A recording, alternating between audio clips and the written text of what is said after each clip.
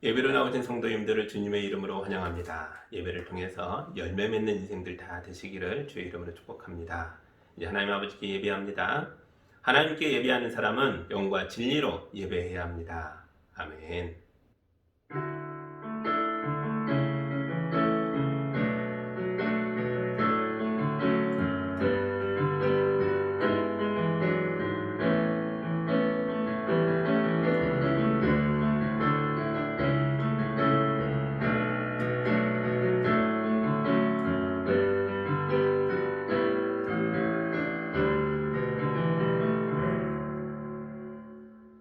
우리의 힘과 방패이신 하나님 아버지, 주의 자녀들을 예배의 자리로 불러주셔서 감사합니다. 비록 영상으로 예배하나 우리가 온 마음과 정성으로 예배하오니 우리의 예배를 받아 주시옵소서. 이 시간 우리가 아버지께 나와 간절히 기도하오니 연약한 자녀들의 기도에 응답하여 주시옵소서. 예수님 이름으로 기도합니다. 아멘. 찬송가 1장 함께 찬양합니다.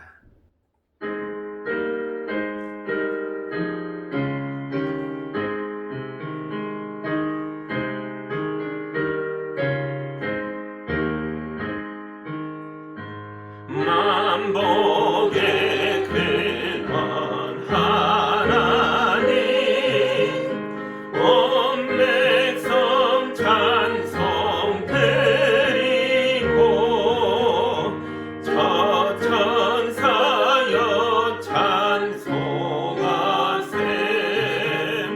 찬송 성부 성자 성령 아멘.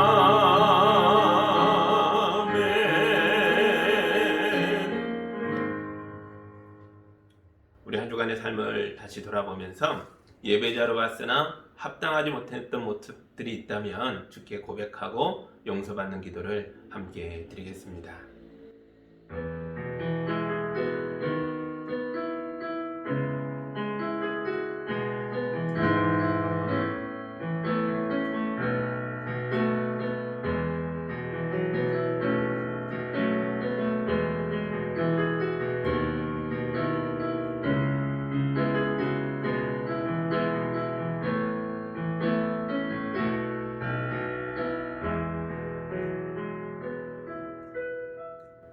주님, 우리가 예수님이 가르쳐 주신 기도를 기억하고 있습니다. 아버지 이름이 거룩히 여김을 받으시라고 기도했는데 정작 우리는 하나님의 영광을 가리며 자기 영광을 구하는 삶을 살아왔습니다. 아버지의 뜻이 하늘과 땅에서 이루어지길 기도하면서 정작 우리는 내 뜻을 주장하며 아버지의 뜻과 반대의 길을 걸었습니다. 일용할 양식을 구하면서 정작 우리는 물질에 집착하며 욕심부리며 살았습니다. 죄지은 자를 용서하겠다고 기도하면서 정작 미움과 원망에 사로잡혀 불행한 삶을 살아왔습니다.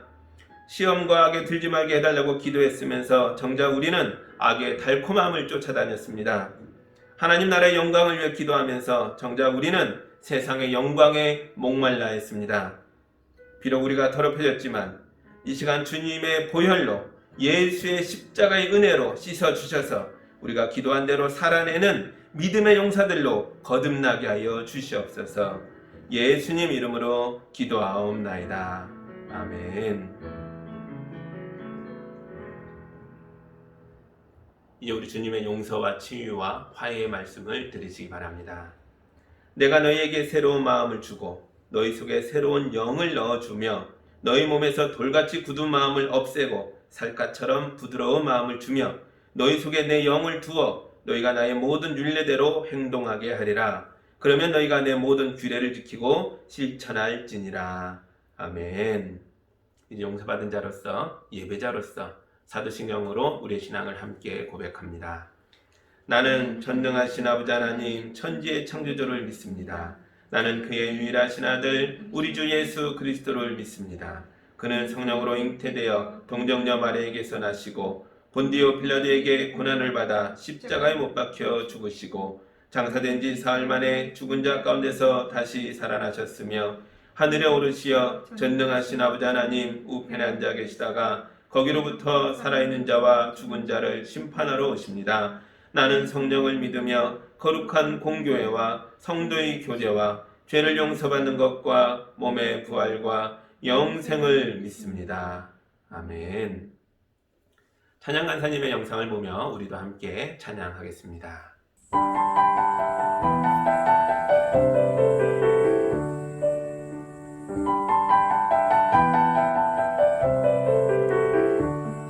주 안에 있는 나에게 단 근심이 있으랴 십자가 밑에 나아가 내 짐을 풀었네 주님을 찬송하면서 할렐루야 할렐루야 내 앞길 멀고 험해도 나 주님만 따라가리 그 두려움이 변하여 내 기도 되었고 전날의 한숨 변하여 내 노래 되었네 주님을 찬송하면서 할렐루야 할렐루야 내 앞길 멀고 험해도 나 주님만 따라가리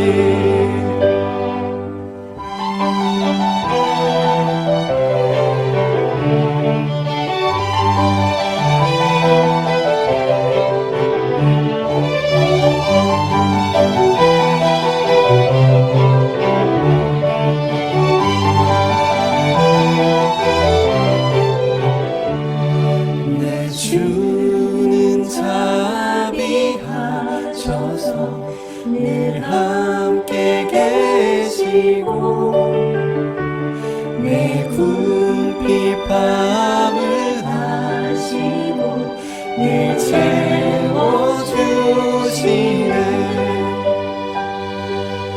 주님을 찬송하면서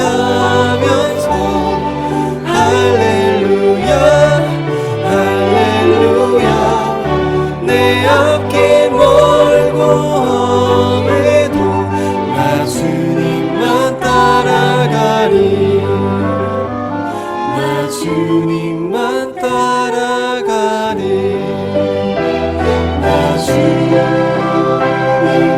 따라가리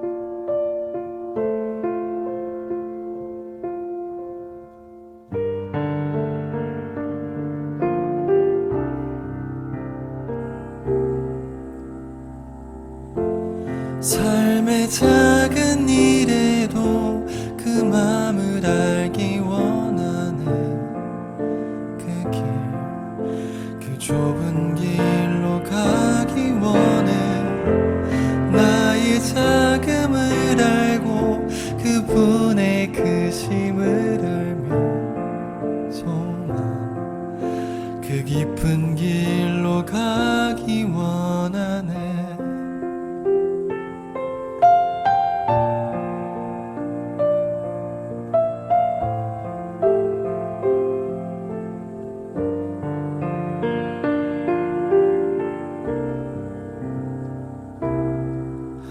저 높이 솟은 산이 되기보다 여기 오름직한 동산이 되길 내 가는 길만 비추기보다는 누군가의 길을 비춰준다면 내가 노래하듯이 또 내가 얘기하듯이 살길 난 그렇게 죽기 원하네. 삶의 한 절이라도 그분을 담기 원하네. 사랑 그 높은 길로 가기 원하네.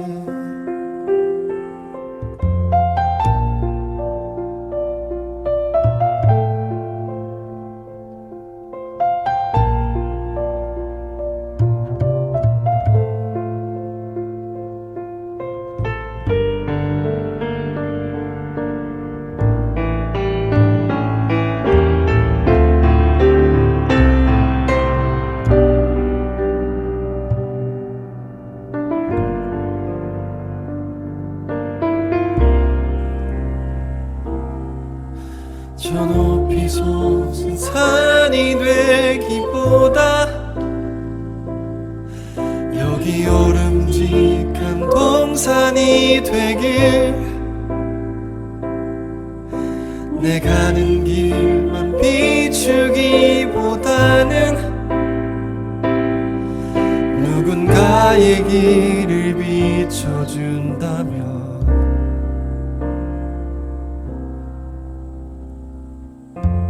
내가 노래하듯이 또 내가 얘기하듯이 살길 난 그렇게 죽기 원하네.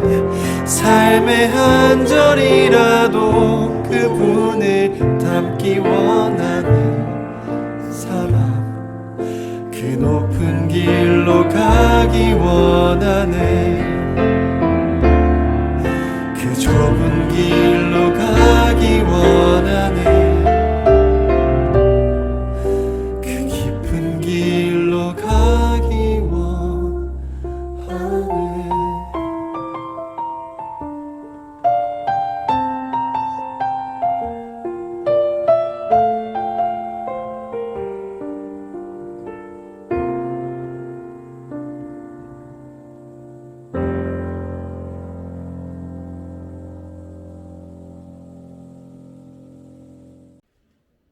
함께 기도합니다. 하나님 아버지, 우리를 예배의 자리로 불러주셨습니다. 이 고요한 시간 속에서 세상의 빠름에 지쳐있던 마음들이 쉼을 얻게 하여 주시고 은혜를 누리게 하여 주옵소서. 내일 어떤 일들이 벌어질지 몰라 알 수 없어 우리 마음이 어둡고 답답합니다. 주여, 그러나 우리 주님은 이 모든 어둠을 꿰뚫고 비치는 참 빛이신 줄 믿습니다. 험난한 바다에서도 성도들의 삶을 지키시고 보호하시며 하늘의 은혜로 평안케 하여 주시옵소서. 우리 성도들의 인생을 은혜의 항구로 인도하여 주옵소서. 노년의 어르신들이 무기력해지지 않도록 주님이 붙들고 계신 줄 믿습니다. 육체의 연약함이 힘듦이 되지 않도록 주님이 은혜를 더해 주셔서 강건함이 될 수 있도록 도와주옵소서. 마음의 담대함을 주셔서 낙심하지 않도록 인도하여 주옵소서. 영혼의 강건함을 주셔서 골방에서 기도하는 것들이 응답받는 기도가 될 수 있도록 도와주시옵소서.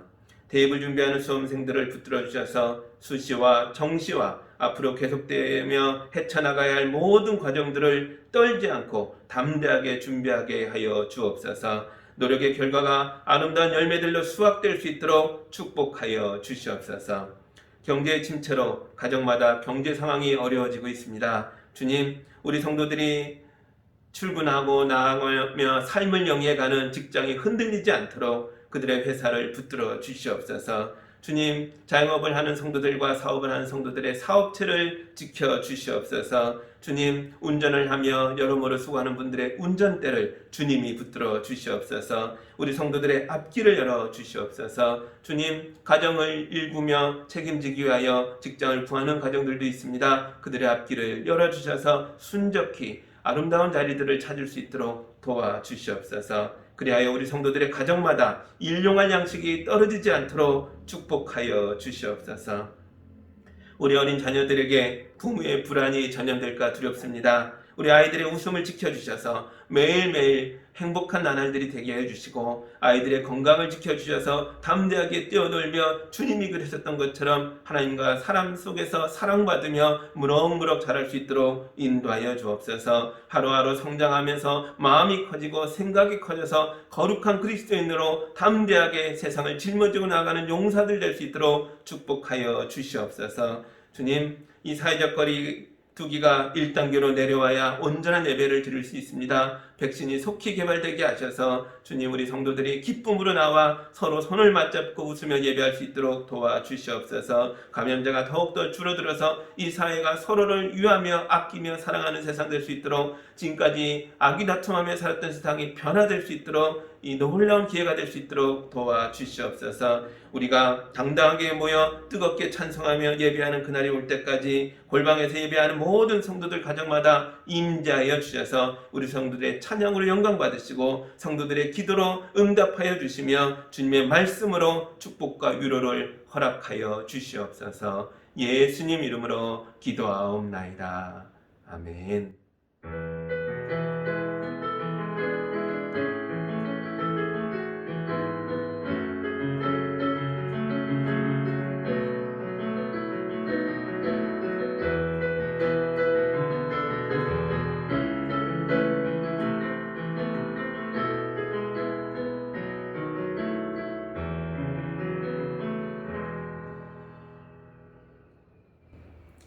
하나님 말씀 같이 보겠습니다. 오늘 우리에게 주시는 주님의 말씀은 요한복음 1장 6절에서 9절까지의 말씀을 보겠습니다.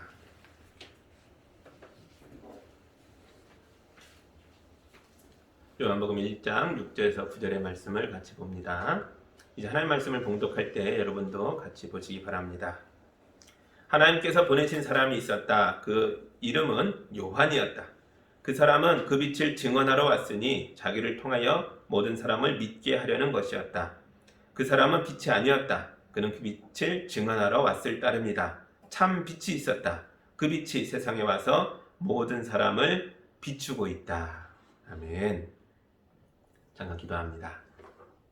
주님, 참된 빛인 예수님, 그 빛을 증언하는 요한에 대한 말씀을 읽었습니다.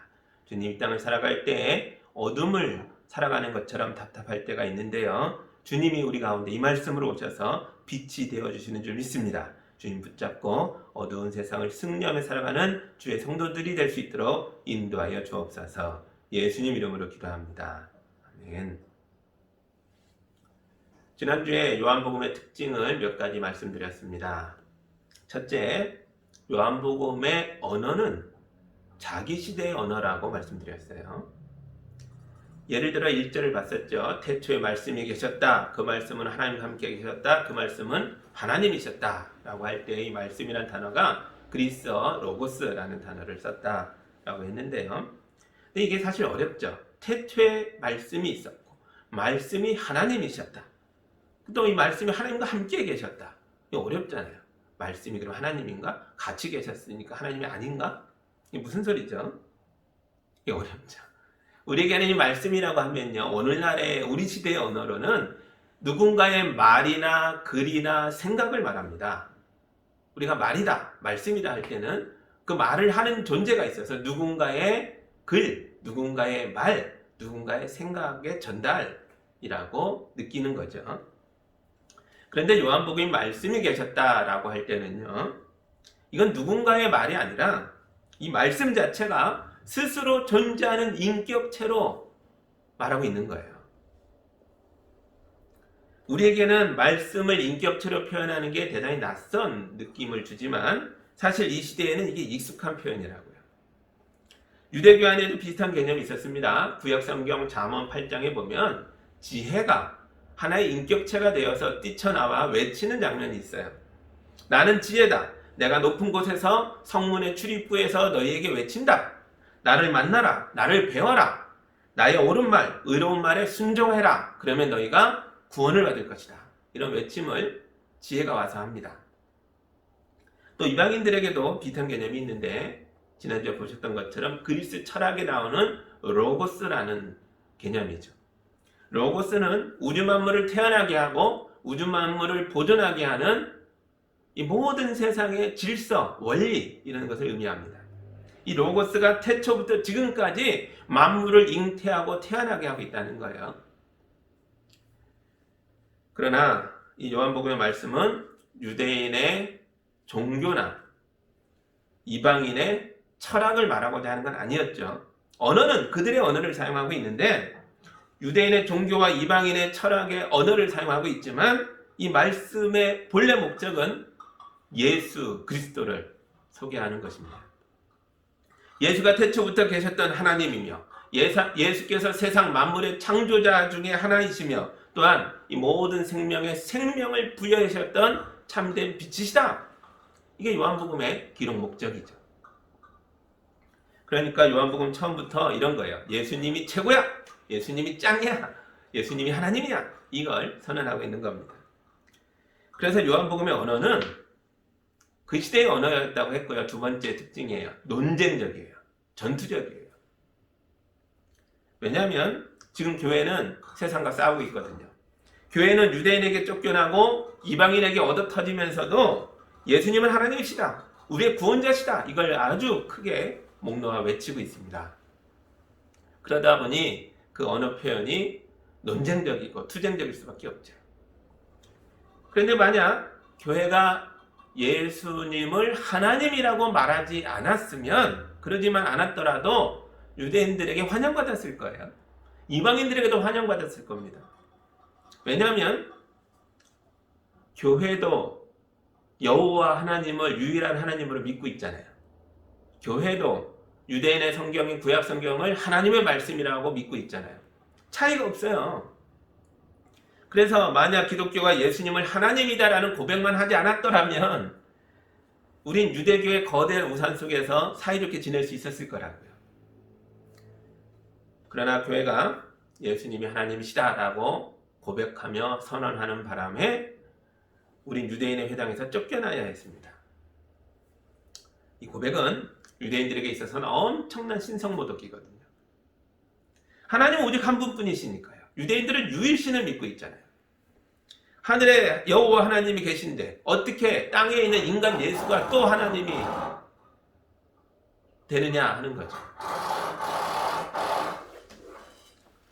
그러면 하늘의 여호와 하나님과 땅의 인간 예수 하나님 이렇게 되는 거니까 신이 둘이 되는 거잖아요.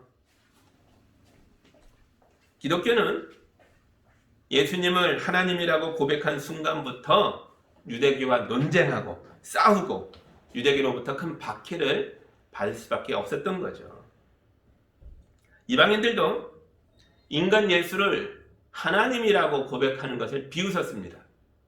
그들은 다신론자들이잖아요. 이방인들에게 신이 엄청 많아요. 예수님을 소개할 때 또 다른 신인가 했는데 인간을 얘기한단 말이에요. 인간 예수가 신이 됐다?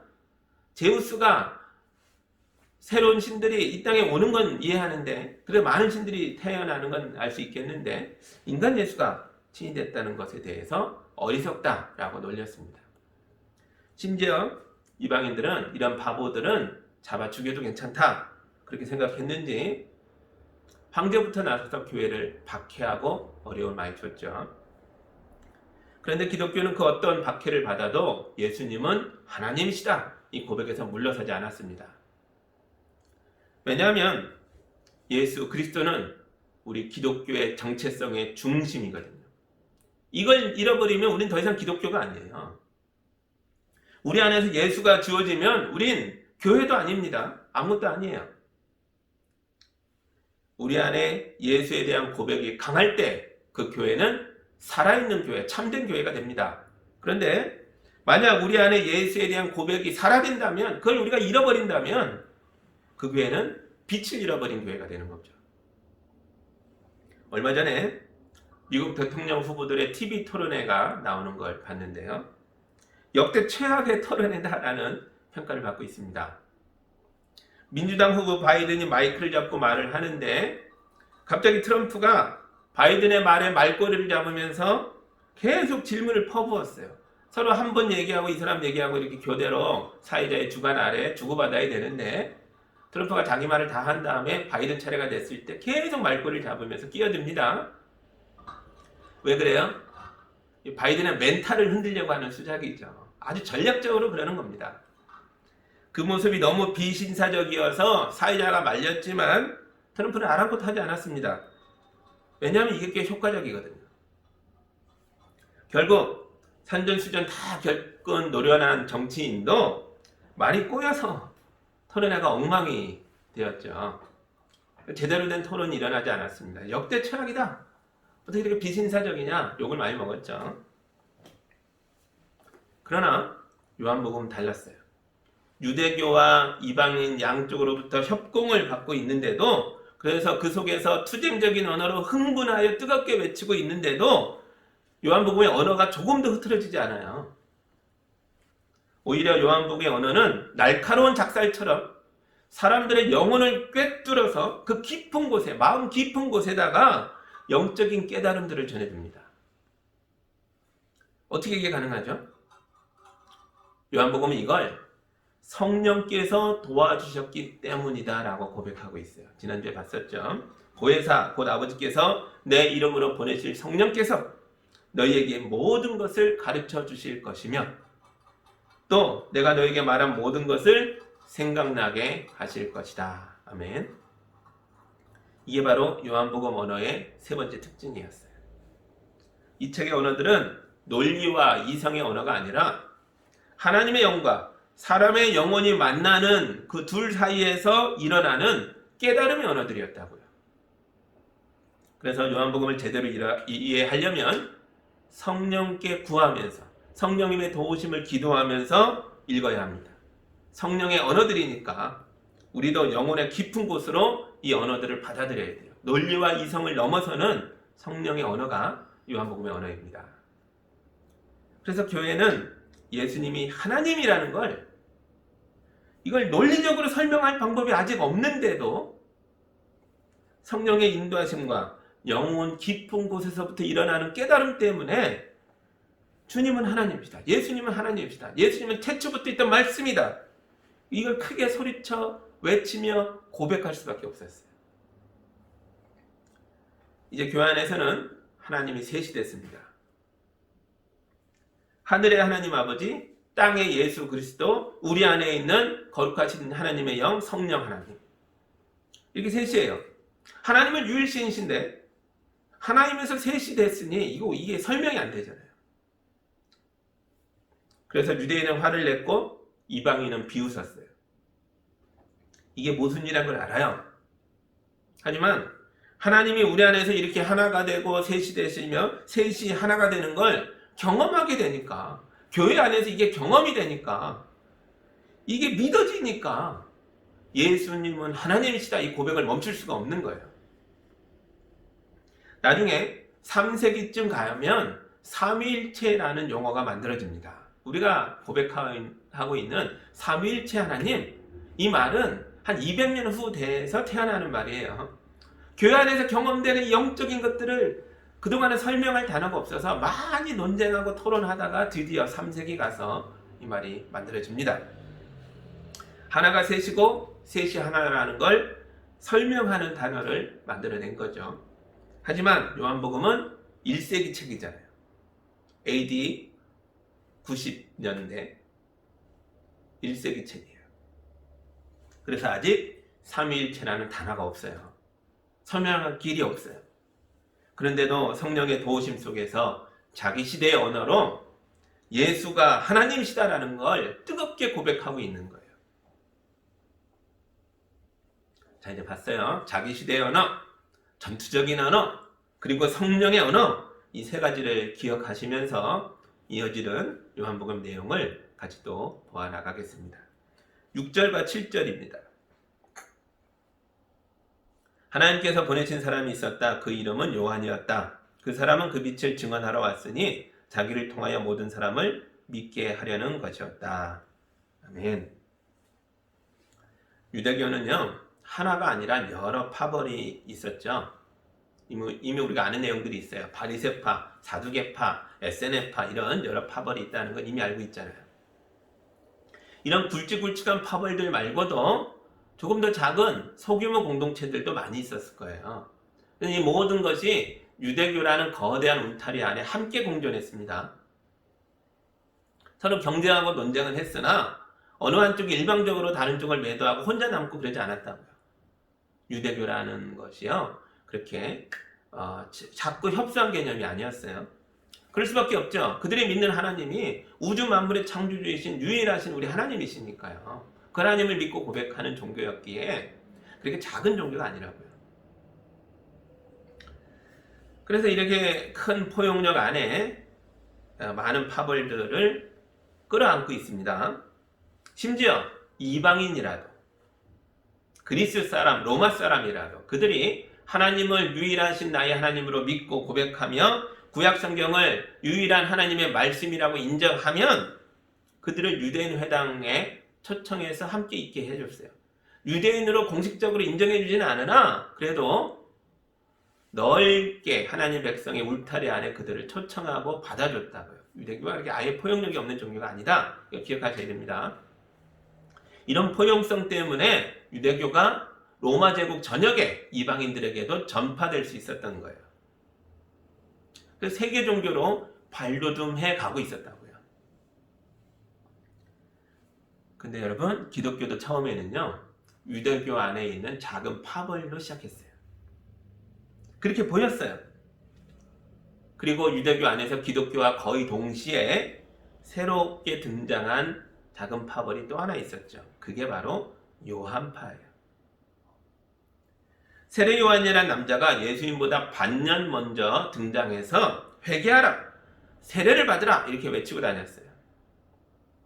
사람들의 죄를 지적하고 그 죄를 회개해야만 구원받을 수 있다라고 외쳤을 때에 사람들이 그 외침에 양심의 찌임을 받습니다. 그리고 세례 요한에게 와서 무릎 꿇고 자기 죄를 고백하며 내가 어떻게 구원을 받겠습니까 할 때에 세례 요한이, 그래 세례 요한이에요, 세례를 베풉니다. 물로 씻김을 받고 새 사람 되라라고 선언을 해줘요. 그래서 그때 사람들이 요한을 따르며 그의 가르침을 받아들이며 하나님 백성으로서 죄를 극복해 나가는 새로운 삶을 살려고 애쓰기 시작합니다. 이게 요한파예요. 성경에는 요한이라는 이름을 가진 사람이 많죠. 이 요한복음도 예수님의 제자인 사도 요한이 기록했다라고 우리가 이렇게 알고 있어요.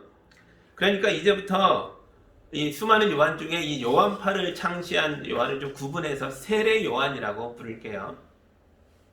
세례 요한이 전하는 죄의 고백과 다시 태어나는 세례 예식이 이방인들에게도 큰 자극이 됩니다.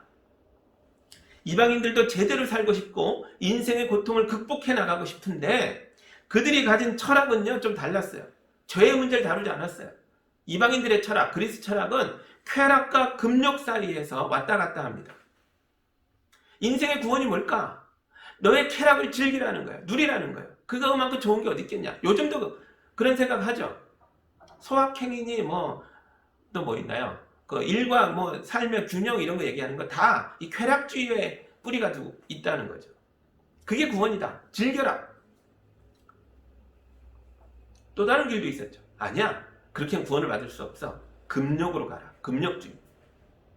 이런 모든 즐거움을 내려놓고 검소하게 살면서 삶의 길을 또박또박 잘 걸어가면 그게 구원에 이르는 길이다. 이게 쾌락과 금욕 사이에서 왔다 갔다 하고 있었어요. 그 사이에서 길을 잃어버렸습니다. 그래서 사람들이요, 때로는 쾌락으로 가봤다가 때로는 금욕으로 가봤다가 그런데 아무리 노력을 해도 이런 인간의 행위로는 영혼의 구원과 만족감이 없는 거예요. 그래서 이들은 자기들의 고통의 가장 깊은 곳에 근원적인 자리에 죄가 있다는 걸, 죄의식이 있다는 걸 깨닫지 못하고 있어요. 그런 가르침을 받아본 적이 없습니다. 그러다가 이들이 세례 요한의 가르침을 접하게 된 거죠. 죄를 고백하고 회개하고 물로 세례를 받아 하나님의 말씀을 배우며 의와 진리의 길을 걸어갈 때에, 그렇게 살기로 다짐하고 변화를 시작될 때에 그들이 영혼의 해방을 느끼기 시작합니다. 죄가 해결되면서 납덩이처럼 눌려있던 마음이 펴지면서 인생의 기쁨이 다시 찾아오면서 어둠 속에 빛이 비치는 것처럼 새로운 것들을, 그러니까 영혼이 자유로워지는 걸 경험하기 시작합니다. 그래서 많은 이방인들이 유대교 안으로 들어오기 시작합니다. 근데 이건 예수님도 가르치신 거예요.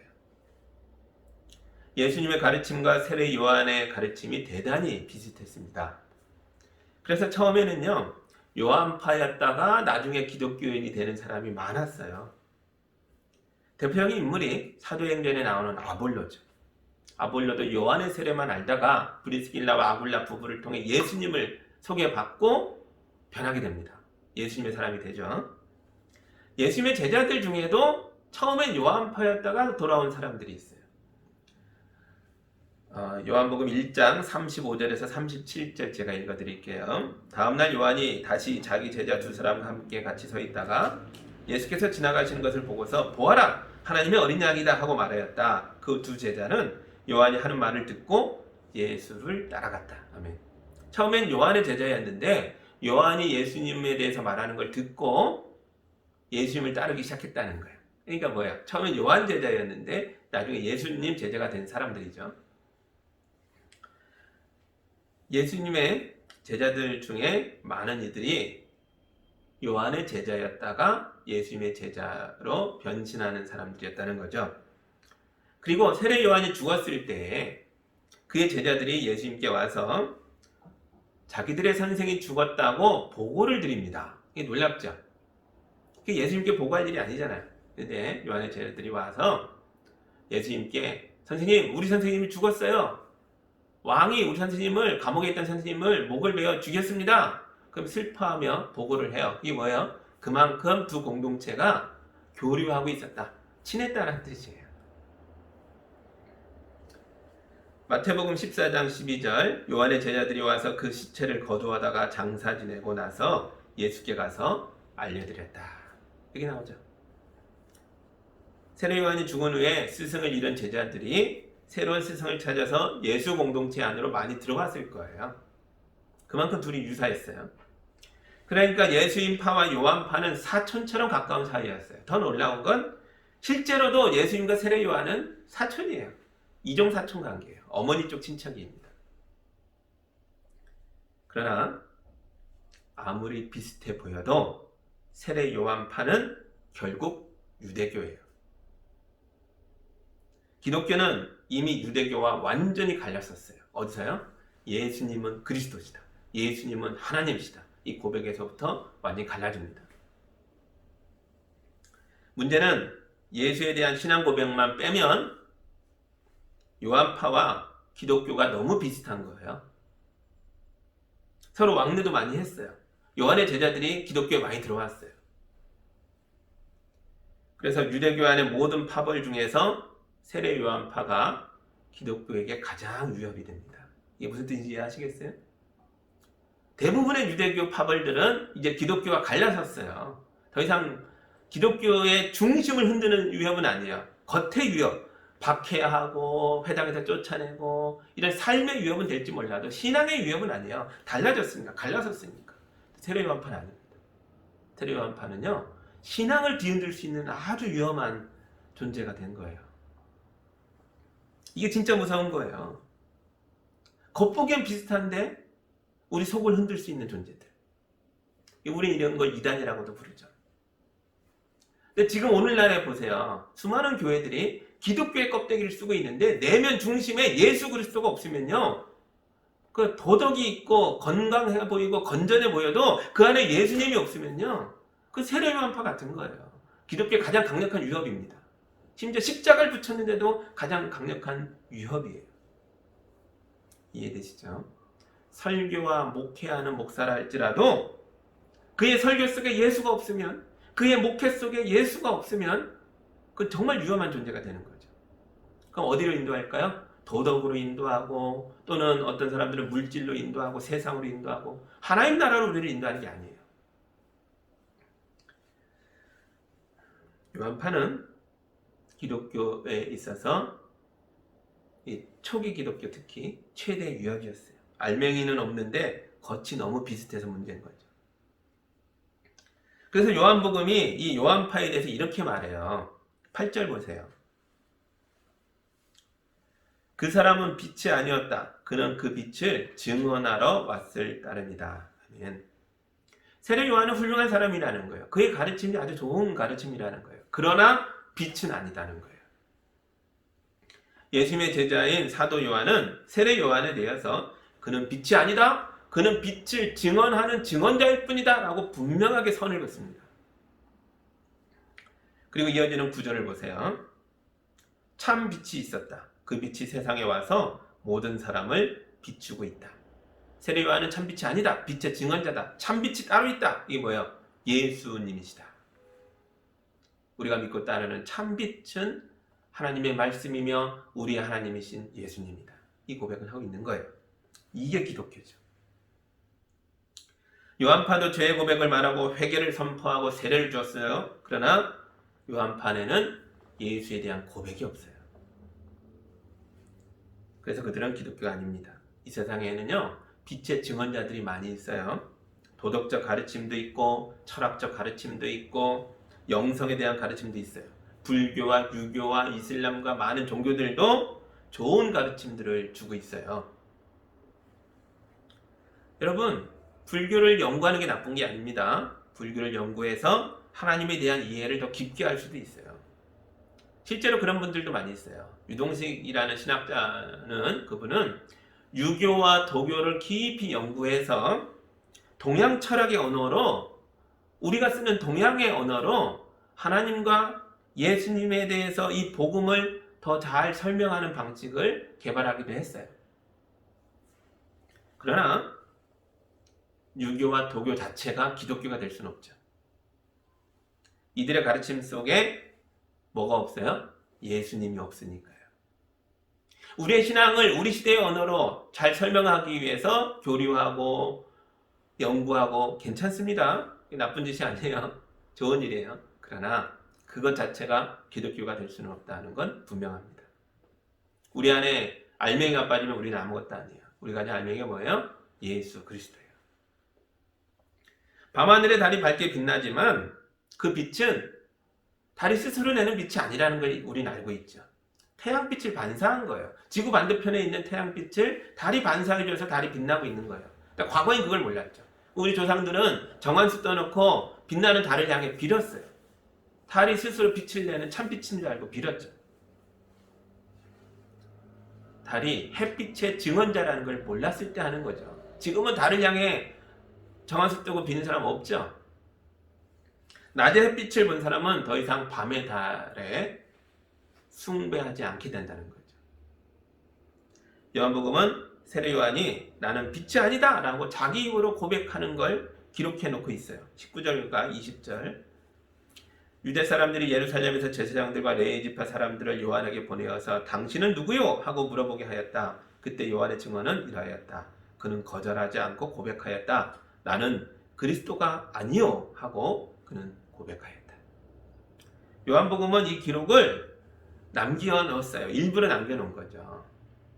요한이 스스로, 세례 요한이 스스로 나는 그리스도가 아니요 라고 말했던 것을 보존하고 기록해서 우리에게 들려주고 있어요.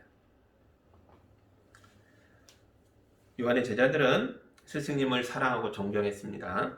그러나 이들이 예수님을 만나고 나자 그 이후로는 더 이상 요한의 제자로만 남아있을 수가 없게 된 거예요. 왜요? 더 이상 유대교에 남아있을 수가 없는 거예요. 그들은 예수 안에서 하나님을 경험했고 죄의 고백만으로는 결코 도달할 수 없는 은혜와 진리가 충만한 새로운 세계를 경험하게 됐거든요. 앞에서 요한의 제자 두 사람이 요한의 말을 듣고 예수님께 왔다 그랬죠. 그 두 사람 중에 하나가 바로 베드로의 동생 안드레예요. 40절과 41절 보겠습니다. 요한의 말을 듣고 예수를 따라간 두 사람 가운데 한 사람은 시몬 베드로와 형제간인 안드레였다. 이 사람은 먼저 자기 형 시몬을 만나서 말하였다. 우리가 메시아를 만났어. 메시아는 그리스도라는 말이다. 아멘. 요한은 스스로 나는 그리스도가 아니요 라고 고백했죠. 근데 이 사람의 제자들이 예수님을 만났을 때 그들은 자기들의 입으로 뭐라고 말했어요? 안드레가 뭐라 말해요? 우리가 그리스도를 만났다. 우리가 메시아를 만났다. 이게 요한복음이에요. 요한복음은 자기 시대의 언어인 유대교의 종교적 언어와 그리스 사람들의 철학적인 언어를 사용하고 있으나 그 내용은 유대교를 전하거나 그리스 철학을 말하는 게 아닙니다. 그 내용이 뭐예요? 오직 우리 주 예수 그리스도는 하나님이시다. 이 선언이에요. 이 고백이 요한복음 전체에 흐르고 있어요. 이 고백은 유대인에게 쫓겨나고 이방인에게 박해받으면서도 붙들고 있는 교회의 고백이에요. 교회는 하나님이신 예수님을 붙잡고 따르면서 그들의 어려운 시대를 통과했어요. 이제 우리 차례인 줄 믿습니다. 우리도 예수님을 믿고 따르는 믿음 안에서 오늘의 고통을 통과해서 하나님의 나라에 도달해야 합니다. 은혜와 진리가 충만한 하나님의 나라로 향해 가고 있는 거예요. 지난 주간에 저희 장모님께서 소천하셨습니다. 장모님은 췌장암으로 2년 이상 투병하셨어요. 그 고통의 시간 동안 너무나 놀랍게도 밝게 웃으셨어요. 진짜 놀라워요. 그 긴 시간 동안 계속해서 웃으셨어요. 장모님의 몸은 질그릇처럼 부서졌지만 그분의 연약한 몸뚱이 안에 깃들어 있던 예수의 생명이 있기에 저희 장모님이신 조기종 전도사님은 이 땅에서 예수의 빛을 반사하는 빛의 증언자로 사셨다고요. 여러분, 믿음은 추상적인 개념이 아니라 철학적인 개념이 아니라 우리를 살려주는 또 우리를 구원하는 실제적인 하나님의 능력인 줄 믿습니다.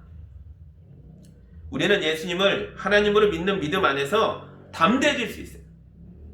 믿음 안에서 세상을 이기고 죽음도 극복할 수 있어요. 이제 우리는 빛의 증언자로서 영원한 하나님의 나라를 살아가는 존재가 되는 줄 믿습니다. 코로나 팬데믹으로 세상이 절망스럽더라도 그 어떤 어둠이 우리 인생을 덮치더라도 빛이신 예수님 안에서 영원한 하나님의 나라를 살아가는 예수의 한기교회 성도들 다 되시기를 주님의 이름으로 축복합니다. 아멘. 함께 기도합니다. 하나님 감사합니다. 요한복음 1장을 통해 요한복음 전체를 흐르는 서원적인 내용들, 서론적인 내용들, 예수님은 하나님이시다. 이 고백이 여기에 들어있음을 우리가 같이 발견했습니다.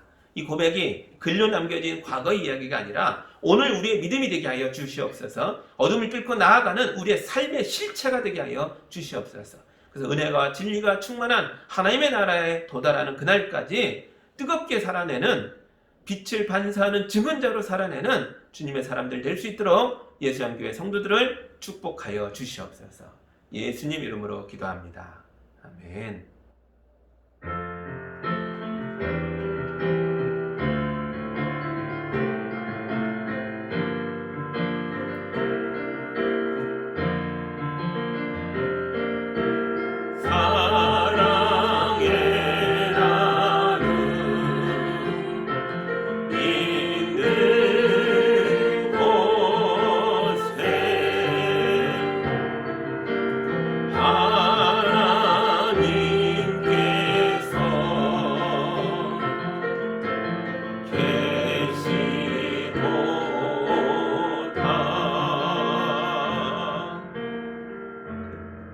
사랑의 하나님 아버지 감사합니다. 우리에게 하나님의 아들 예수 그리스도를 허락하셔서 어둠에 잠겨있던 우리가 주님을 믿고 따르며 생명의 부활로 살게 하시니 감사합니다. 우리도 이 믿음 가지고 우리에게 주신 놀라운 은혜들을 주님께 다시 올려드리며 주님의 몸된 교회를 세우고 이웃을 돌보며 살기로 다짐합니다. 우리 성도들이 담대하게 살 수 있도록 축복하여 주시옵소서. 주님의 뜨거운 역사 안에서 살아낼 수 있도록 우리 마음을 붙들어 주옵소서. 손을 넓게 펴서 이웃들을 돌볼 수 있도록 우리 손에 힘이 있게 하여 주시옵소서. 주님께 감사드리며 예수님 이름으로 기도하옵나이다. 아멘.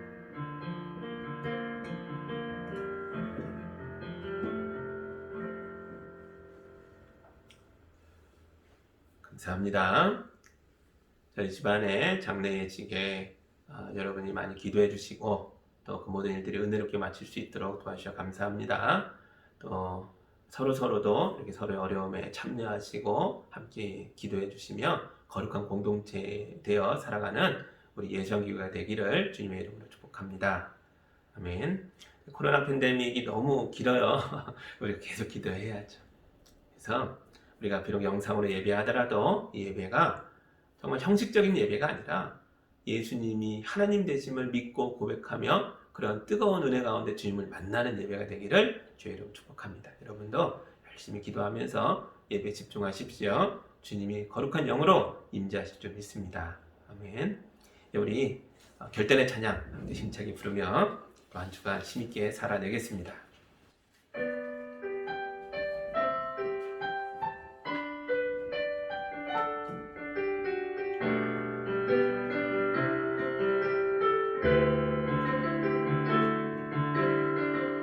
이 땅에 내 삶이 비록 버겁더라도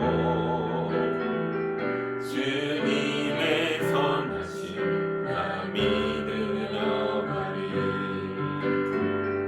이 작은 자통에 주가 이뤄가시니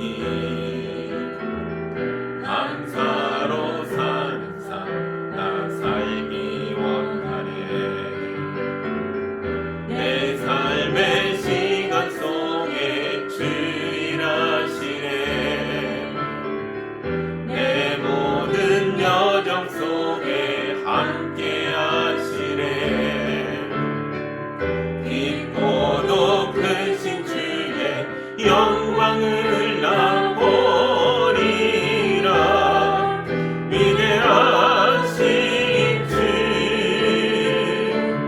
나는 주님께 속한 자 되어 주의 나라 위해 전심으로 살리라. 주의 마음에 합한 자 되어 맡기신 소명 이루리.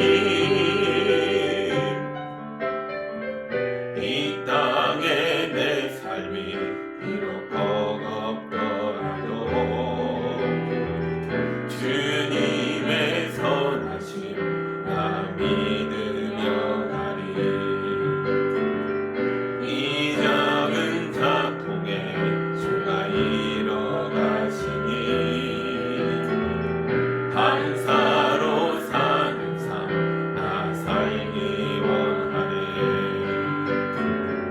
내 삶의 시간 속에 주 일하시네. 내 모든 여정 속에 함께 하시네.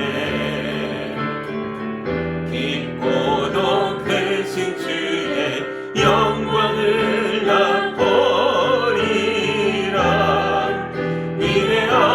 위대하신 주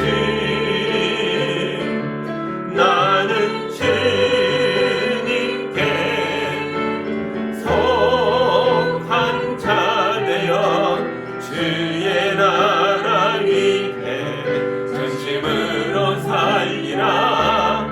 주의 마음에 합한 자 되어 맡기신 소명 이루리. 나는 주님께 속한 자 되어 주의 나라 위해 전심으로 살리라. 주의 마음에 합한 자 되어 맡기신 소명 이루리.